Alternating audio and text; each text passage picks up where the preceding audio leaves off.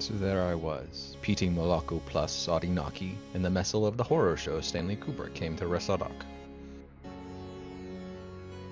His cine or bolshi. All my Moladi brothers kopat his film drome. They like the pull, the in out. But I pity more than they do in their Gullivers. For a minuta, a munchy wunching on the messel of why we all know him. Why we all worship the Zamachat Stanley Cube. Was it the Gazetta? Was it the Worldcast? Was it from our own Gullivers? I had to varit.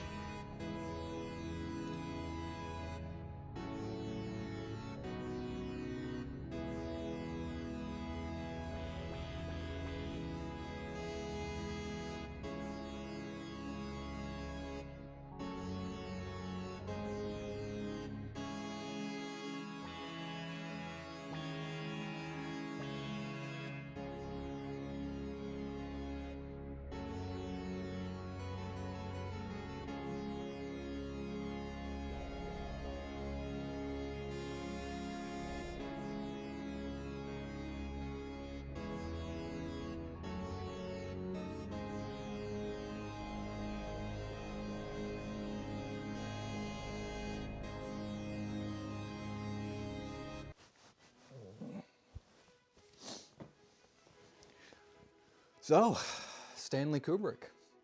We all know him, we all love him. He is one of those indelible names in all of cinema, and his name is going to live for a very long time. His cold, precise filmmaking style is incredibly distinctive and identifiable, and his movies have really stood the test of time. And I don't think I'm going to bring anything new to you when talking about how Stanley Kubrick made movies. He has been analyzed and analyzed and analyzed again and again and again over the past 50 years. And I don't think there's much new to say about how he made movies, how he told stories, how he put images alongside each other, how he combined image and sound into a single experience. People have been making movies about him, people have been making YouTube videos about him, people have been writing essays about him for decades. I don't think I'm going to break new ground. However, I still have questions about him. I think it's interesting because cultural relevance ebbs and flows over the years. You know, new things are always taking precedence over the old because people, crave the new. It's just kind of a natural thing. And movies from 50 years ago rarely have any kind of cultural purchase. And so the ones that do are interesting. I touched on this briefly during my public domain day video, where I was talking about how movies from 1930 have almost no fan base anymore because the movies are 90 years old. And, when you're talking about something like 2001: A Space Odyssey, the movie is more than 50 years old. Its 60th anniversary is in 2 years. The people who were alive who saw that in theaters are in their 70s now. The absolute youngest of them are in their 60s. And it still has this cultural purchase amongst the greater culture that is surprising. And I have questions about that. Not that it's not relevant, not that it doesn't have cultural purchase, just wondering where that cultural purchase is coming from. Is it coming from people discovering his movies? Is it coming from people watching them on their own and saying, yeah, this is great, I want to share it with my kids? Or is it something else? Out of curiosity, I started looking through both the IMDb and Letterboxd just for number of rankings, the number of times movies have been ranked. And 2001: A Space Odyssey, The Shining, A Clockwork Orange, Barry Lyndon are surprisingly small in number across both platforms. There is no scientific way to determine whether a movie is popular or not. I suppose you could poll as a very large random sample of American citizens to figure out, what do they actually know, what have they actually seen. And so using these proxies, I come up with this interesting picture where these incredibly influential and well-known movies have fractions of logged views on both of these major platforms. 2001: A Space Odyssey has less than half of the ratings of Christopher Nolan's Interstellar. Christopher Nolan's Interstellar is a direct reference and a direct response to 2001 because Christopher Nolan is a giant Kubrick fan and he loves 2001. And yet, the actual influenced film, Interstellar, has significantly more views in the modern culture than 2001. Is that a huge surprise? No. As I said, people like newer things. People tend to watch newer things instead of the old things. It's just kind of standard. And yet, we can still reference 2001. We can reference images, we can reference lines, and people get it. You know, I'm afraid I can't do that, Dave. Open the pod bay doors, Hal. The bone flying up in the air and becoming the spaceship. It's like, these are indelible images that have stood the test of time within our culture. But like a shocking few number of people seem to have actually watched 2001. So where is the knowledge coming from? Is it coming from just people? Again, it's the question, is it ground up? Is it people who are just watching these movies who decide, I love A Clockwork Orange and I'm going to share it with my kids? Don't do that. Don't do that. Or is it that the biggest fans are just kind of in a position where they can lay those influences into more modern culture? What is cultural purchase? What is cultural influence? Is it ground up or is it top down? And I think in general, it's probably a giant mix of things about, people who like things on every level of culture, deciding that they want to revisit it, deciding they want to reference it, deciding they want to talk about it. But when it comes to Kubrick's films don't feel like the kind of movies that people like search out and want to watch on a mass scale. I mean, I search them out, I watch them on a surprisingly regular basis. But I'm weird. I know I'm not part of a mass movement. I'm definitely off to the side, and I've known that for a while, and that's fine. What is Kubrick then?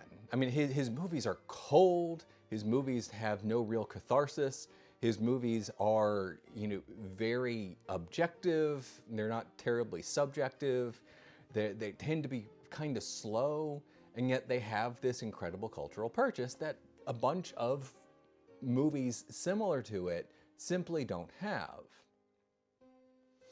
So Kubrick in general is kind of an anomaly according to my own self-created model for what people want in a filmmaker that they know. People tend to gravitate towards filmmakers decades after they've died who have great influence from German expressionism. The use of shadow, the use of interesting camera angles, the use of outlandish sets tends to create a connection between director and audience that seems kind of unique. So people like John Ford, people like Alfred Hitchcock, people like Orson Welles, who are all deeply influenced by German expressionism, tend to be remembered as filmmakers, whereas people like William Wyler and Howard Hawks tend to be forgotten. Even though, their individual movies tend to be remembered, the directors themselves tend to be kind of forgotten. They become incidental. It's like, oh, I love Ben-Hur. Oh, I guess William Wyler is a name I should know, but I'm not going to search out any of his other movies. Or, Rio Bravo or The Big Sleep, to use Hawks. And you can find people online making the assertion that Kubrick was inspired by German expressionism, but I genuinely don't buy it. I don't think it works. There are very distinctive visual markers to German expressionism that are completely absent from Kubrick's filmography. Just, the shadow work, the high contrast work, the ornate, unrealistic set design, the embrace of fantastical special effects that he generally doesn't use. His big special effects movie, 2001, is hyper-realistic. He does do interesting shot selections, but they seem to be just kind of finding new ways to do things and not, oh, this is what German expressionism did and it influenced me and I'm going to do this. I don't see it in his films. They are more painterly In a classical Renaissance sense, I think of Barry Lyndon a lot, and it's just there's no German expressionism there at all. It very much feels like a painting. And I feel that similar way across pretty much all of his filmography. There are a couple small examples. Angel's Kiss has a lot of like shadow work that feels influenced by German expressionism, but no one cares about Angel's Kiss. In fact, Kubrick himself tried to disown it. The big war room set in Dr. Strangelove feels somewhat German expressionistic because it is so outlandish in terms of its design and photography, especially the contrast between the size of the board and the small people below it. But they are exceptions. The rest of Dr. Strangelove doesn't feel like that.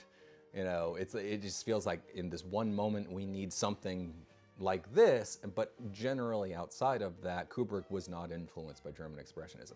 And yet, Kubrick's filming, Kubrick's visual sense is distinctive.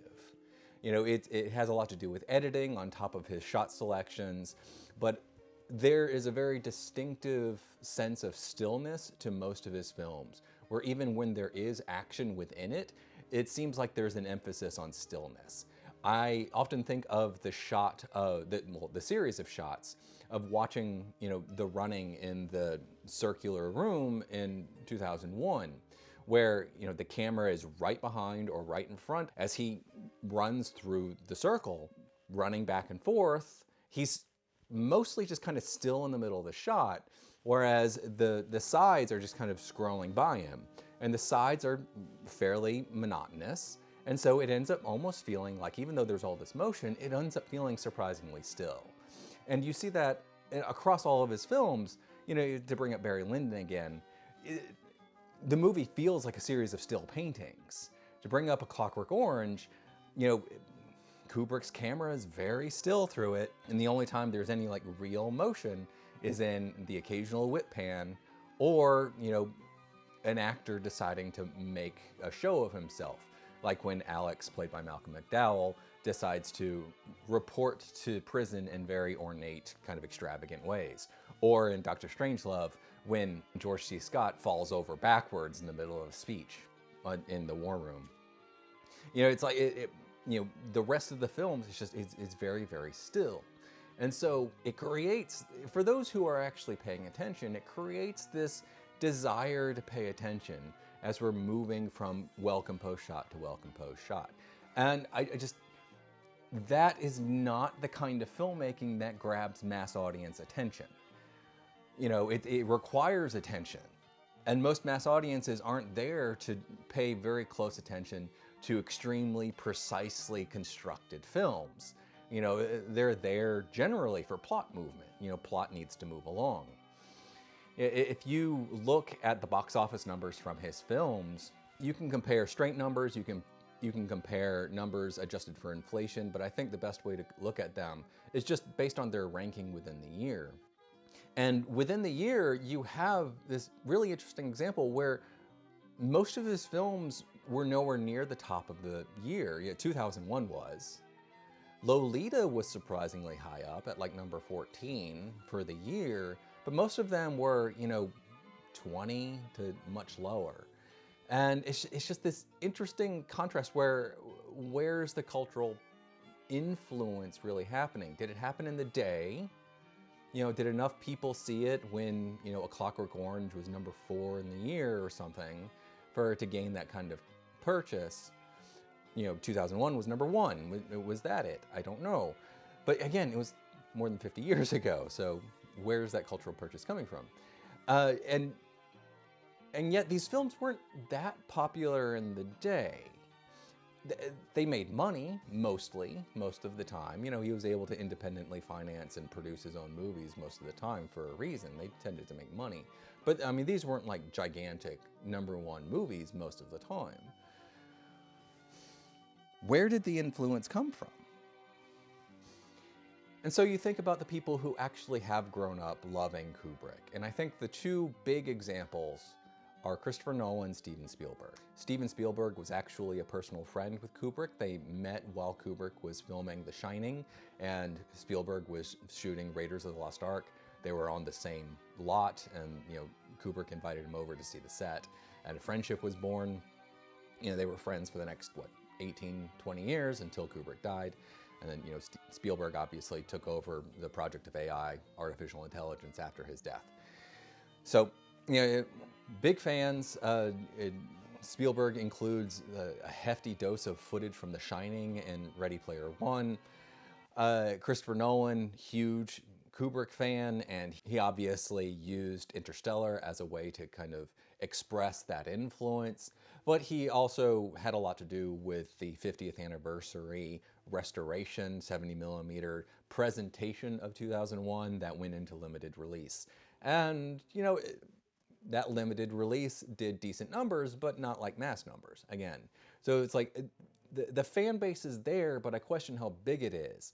And would the fan base even exist without the top tier of Hollywood already being fans?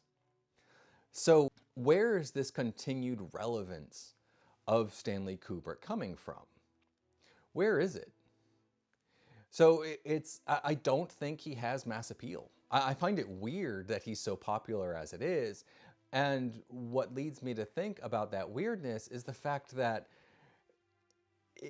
is he actually that popular? He's popular amongst people who love movies. People who spend their lives talking about watching movies no matter what else they do for pay. That's obvious. But is he popular amongst the kind of the hoi polloi? Is he popular amongst the regular people, the people who just want to put on a movie Friday night? Do they say, let's throw on 2001 because it's a good thing to watch? Do they throw on A Clockwork Orange because they say, I need a good laugh? I mean, I do laugh consistently through A Clockwork Orange. I think it's a comedy, but it's like most people don't do that. So this creates this question in my mind about where cultural influence actually comes from. Because, things can be popular and have no, critical backing and just kind of persist forever. I think a good example of that would be Psycho by Hitchcock. It was notoriously trashed by a bunch of critics upon its original release, but it made a lot of money, and then, the critics kind of followed along afterwards. Pauline Kael, who I don't like, by the way. I've never liked her writing. I think she's an awful person. She initially tossed aside Psycho, and then, once it was popular, she went back and revisited it and said, oh, I see it now. Because that's what critics do. They can't see things the first time. They have to see it multiple times to get it, or whatever. I don't like Pauline Kael.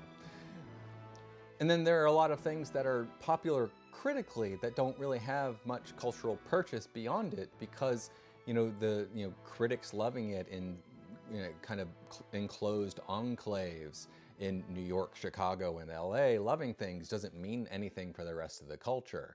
So if the rest of the culture ignores them and we get references to this or that, from whatever, does that actually have cultural purchase? Well, the people who run the top tier of our culture say so, therefore it must, but no one gets the reference. And I think Kubrick represents some kind of middle ground where the top tier has over time grown to love him. He notoriously has a very bad time with critics contemporaneously. The Shining was nominated for Razzies. It was not nominated for Best Picture, and it's because the critics tended to hate it. But over time, he became a critical darling.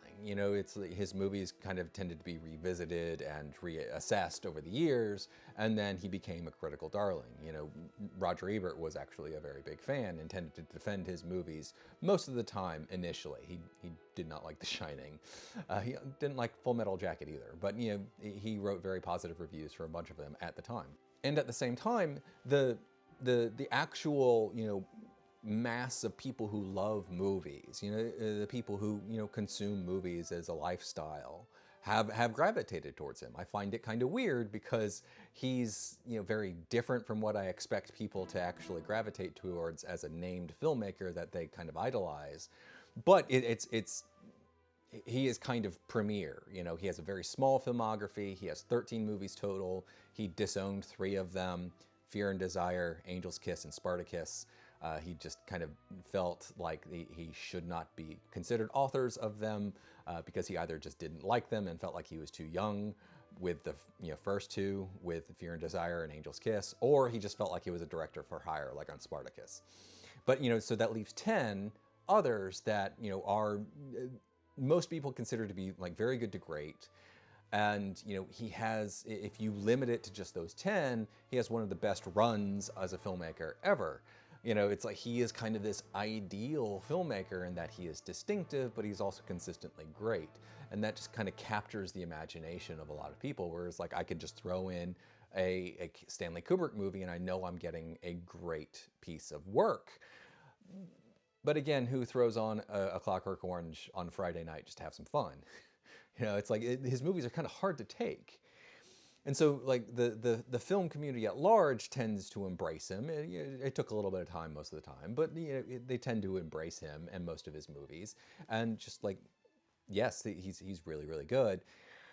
But then everyone else, I mean, look at these numbers for the number of people who have just logged reviews, logged ratings of 2001, of Barry Lyndon, of Lolita, of Full Metal Jacket. The most popular one is The Shining, and The Shining makes sense. It's a horror movie. Horror movies tend to have kind of a longevity to them, especially if they're well made, because the horror genre is just full of crap.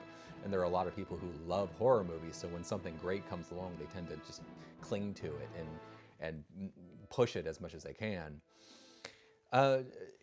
But compare those numbers to like similarly timed movies, like The Godfather, or again, look at those Interstellar numbers. Interstellar is more recent, recency bias and all that stuff, but it's significantly more than 2001. Who's going to see Interstellar and saying, I want to see more of this, so let's go find 2001? I don't know. Cultural influence is just a curiosity of mine. I don't know really where it comes from. I think it should be mostly a ground up thing, but at the same time, the critical community and the fan community have real influence on the entire process. So it's not just, the people are always right, and it's not the critics are always right. I'd never fall into any of those boats, but it's just, where is Stanley Kubrick's persistent popularity, persistent cultural influence really coming from? And I think it's coming from all over the place, except the masses. I don't think the masses care. I think I think everyone else loves him so much, and they reference him so much, and they bring him up so much, and they homage him so much, that the rest of the masses just have to like deal with it. And it was like, oh yeah, I've heard of 2001, but I've never watched it because I've heard it's boring. That sort of thing. So, but because people keep talking about it, because, enough people within the film community from the lowest to the highest levels talk about him so much, the rest of the culture just it just diffuses out into the rest of the culture. So it's like, yes, I know about 2001. I don't care about it because I've never seen it because it sounds boring. That's what everyone's told me. And just to be clear, that's not my opinion. If you can watch my top 10 video here, 2001 is on that list. I love 2001. So the question of Kubrick raises in my mind just these questions about what cultural influence actually is. You can have people who actually have influenced the highest levels of a medium, of an artistic medium. Someone like Ernst Lubitsch. Ernst Lubitsch, one of the most influential people in Hollywood in the 30s, 20s, 30s, and early 40s. He's genuinely one of the most influential people. If you've seen a romantic comedy, his DNA is in that. If you've seen a romantic comedy from the last 30 years, his DNA from the 30s is in those movies. He helped form entire genres, and he doesn't have a fan base. No one really cares. The people today who talk about him are weird, like obsessives like me, who like dig really deep into history in order to figure out the influence. So it's not just influence, it's the knowledge of him as well. No one knows Ernst Lubitsch, but everyone knows Stanley Kubrick. Now, there's obviously a huge time difference there. Ernst Lubitsch died in the mid-40s. Stanley Kubrick died in the late 90s. Stanley Kubrick's last film was Eyes Wide Shut and was released posthumously in 1999. Would the cut we have be the cut that Stanley Kubrick actually released to the world if he had lived for another year? Probably not. There probably would have been a bunch of differences, at least according to Todd Haynes. But who knows? It's what we have. And it feels like a Kubrick movie, so whatever. It is what it is. And there is like a serious 50-year difference between their deaths. Will Stanley Kubrick end up like an Ernst Lubitsch, where in 50 years, his influence is still there, but just generally people kind of don't know who he is, except the obsessives? Maybe, maybe not. Maybe he'll still be known. He seems to be one of those names that just people remember. He's not Ernst Lubitsch, he's Alfred Hitchcock. Alfred Hitchcock died in the 80s. People still know him. People still know his movies. There's a certain PR aspect to Alfred Hitchcock that's undeniable. I don't know what that was for. But, but Kubrick was a recluse. He hardly did interviews, and he tended to just film on his estate in England. He was born in New York, but he moved to England. The Full Metal Jacket, set in Vietnam, was filmed in England, and it looks it. It's weird that way. I really like Full Metal Jacket, but it's got some weirdness to it. So, what is cultural influence then? There's artistic influence like a Lubitsch, which Kubrick obviously has. People like Nolan keep the Kubrick ethos alive. I think Park Chan-wook, who I just recently did a video about, is actually heavily influenced by Kubrick as well, visually at least. Park is much more romantic and emotional than Kubrick ever was. But the visual aspect is alive. There's definitely an influence there. So what will history continue to say about it? What will the film community continue to say about him in particular? I don't know. I find that really interesting. His movies are going to live on because his fandom continues to live on at multiple levels. But at what point does that start dying out, if ever? Ernst Lubitsch had real fandom at the top tiers of Hollywood. His movies were fairly popular. They were never huge, but they were fairly popular. And knowledge of him just steadily died out until, you have people remaking his movies thinking that they're original movies, like You've Got Mail, which is just a remake of The Shop Around the Corner. And will Kubrick end up like that as well? Will someone remake A Clockwork Orange in 30, 40, 50 years, and people are just like, oh, it's just a movie. And it's not a remake of something that everyone knew forever ago. I don't know. It has these questions about influence that I'm really interested in and intend to watch over the next few decades. Will his name die out like a William Wyler, where people know his movies but don't know him? Or will they just keep gravitating towards him because of the uniqueness of who he was, the uniqueness of his small body of work, the uniqueness of his precision, to the point where people can see a seat, a chair removed from the background of a pair of shots in The Shining and try to invent meaning from it. Will that continue for the next 50 years or will it just die out? I don't know. I'm interested. I love Kubrick. I think he's a wonderful filmmaker.